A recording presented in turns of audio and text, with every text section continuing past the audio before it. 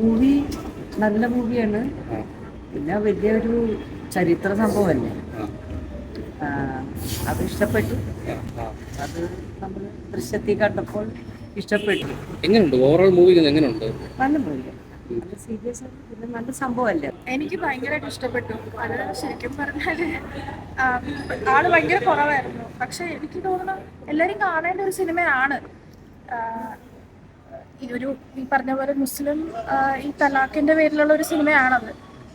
അതും 75-ൽ നടന്നൊരു കഥയാണ്. അപ്പം ഇപ്പോൾ ഒരുപാട് അതിനെപ്പറ്റി മാറിയിട്ടുണ്ട്. എന്നാലും അത് അറിയണം, ആൾക്കാർ അറിയണം എന്താണ് എന്നൊക്കെ ഉള്ളത് എനിക്ക് കൂടുതൽ. പക്ഷെ ഭയങ്കര ഇഷ്ടപ്പെട്ടു. Casting was very good. ആ ഒരു പഴയ കാലം അവർ നന്നായിട്ട് റീക്രിയേറ്റ് ചെയ്തിട്ടുണ്ട്.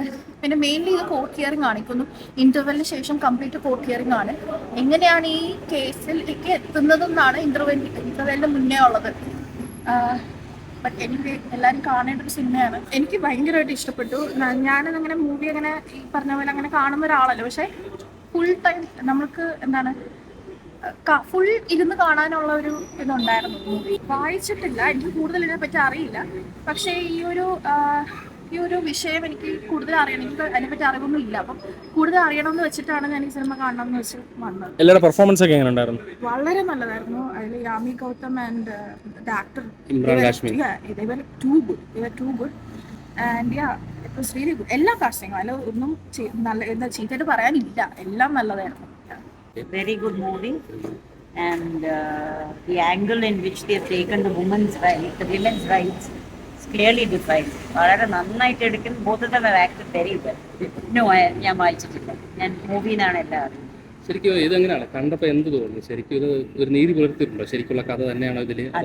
തീർച്ചയായിട്ടും വിമന് അവരുടെ റൈറ്റ്സ് കിട്ടുന്നത് വളരെ ഇമ്പോർട്ടൻ്റ് ആയിട്ടുള്ളൊരു മൂവിയാണ്. ഇതാണ് അതിൻ്റെ സങ്കടം. ഇതിന് വലിയ പ്രോപ്പഗാൻഡ കിട്ടാതെ പോയില്ലെന്ന് വലിയ കഷ്ടമാണ്. ഇത് ഇനിയും ഒരുപാട് ആൾക്കാർ കണ്ട് മനസ്സിലാക്കേണ്ട ഒരു ഇതാണ്. ഇങ്ങനെയുള്ള പടങ്ങൾ അധികം ആരും കാണുന്നില്ല. ഒരു ആക്ഷൻ ഇതൊക്കെ ഉള്ള ആവശ്യം എന്തുകൊണ്ടാണ് കാണാത്തത് നമുക്ക് മനസ്സിലാവുന്നില്ല. ഇങ്ങനത്തെ മൂവീസാണ് വന്ന് കാണുന്നത്. അതിന് പകരം ഹൊറർ സിനിമയ്ക്ക് പോകും. അതാണ് സത്യം ആർക്കും കാണാൻ ഇഷ്ടമല്ലല്ലോ. അതാണ് ആർക്കും ശരിക്കും നടക്കുന്ന കാര്യങ്ങളും അനുഭവിക്കുന്ന കാര്യങ്ങളൊന്നും ആരും അറിയുന്നില്ല. And nobody is ready to fight for their rights. ആ റൈറ്റ്സിന് വേണ്ടി ഫൈറ്റ് ചെയ്യുന്ന ആ ഒരു സ്ട്രഗിളും അത് വളരെ വളരെ നന്നായിട്ടാണ് കാണിച്ചത്. എല്ലാവരുടെ പെർഫോമൻസ് ഒക്കെ ഉണ്ടായിരുന്നു? Performance was excellent. രണ്ടുപേരും യാമി ഗുപ്തയും ഇമ്രാൻ ഹാഷ്മിയും വളരെ നന്നായി. നല്ലൊരു movie. It's taken very well, bringing out the truth. അതാണ് അതിൻ്റെ നല്ല ഒന്നാന്തരം മൂവി. ആളുകളത് കാണണം. സ്ത്രീകൾക്കുള്ള ഹക്ക് അത് കൊടുത്തേ പറ്റൂ. ഇങ്ങനെ ഒരു സ്ഥിതിവിശേഷം വരാതിരിക്കാൻ ആദ്യമേ ശ്രമിക്കണമായിരുന്നു. അതാരും ചെയ്തില്ല. എന്തായാലും ആ സാഹുബാനു അവർ ഭംഗിയായിട്ട് അവരുടെ കാര്യങ്ങൾ നോക്കി അവസാനം സ്വന്തം കാര്യത്തിന് വേണ്ടി വാദിക്കുകയും ചെയ്ത് അവർക്ക് നേടേണ്ട ഹക്കുകൾ. ഒന്നാന്തരം മൂവി, ആളുകളെല്ലാം കാണണം, സ്ത്രീകൾ പ്രത്യേകിച്ച്. എനിക്ക് പേഴ്സണലി ഭയങ്കര ഇഷ്ടപ്പെട്ടു. എല്ലാം ഇഷ്ടപ്പെടണമെന്നില്ല, പക്ഷേ ഞാനൊരു ഇമ്രാൻ ഹാഷ്മി ഫാനായിരുന്നു. എനിക്ക് ഭയങ്കര ഇഷ്ടമായിരുന്നു. സോ കുറേ നാളിന് ശേഷം ഇമ്രാൻ ഹാഷ്മിക്ക് ഒരു നല്ല സിനിമ കിട്ടിയിട്ടുണ്ട്. അത് എനിക്ക് ഐ എം വെരി ഹാപ്പി. പിന്നെ യാമി ഗൗതമിൻ്റെ പെർഫോമൻസ്